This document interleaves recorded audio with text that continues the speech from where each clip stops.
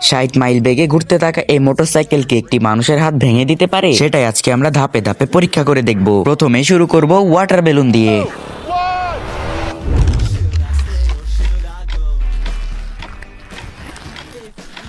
এই বেলুনটি তো টায়ারে লাগার সাথে সাথে ফেটে যায়। তারপরে দেখব ডায়েট ক্যান।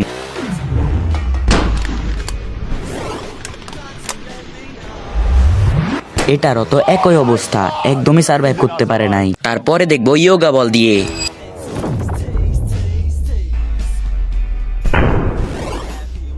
এটা টায়ারে লাগার সাথে সাথে ফেটে যায়। তারপরে দেখবো সকার বল।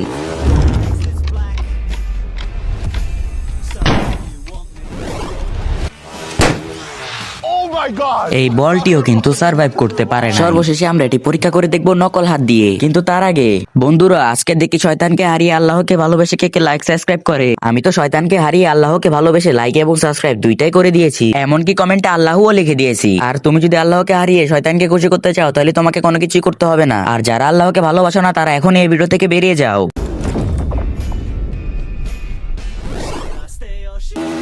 ও মাই গড, টায়ারের সাথে সংঘর্ষ হওয়ার কারণে আঙুলগুলো একেবারে ভেঙে যায়।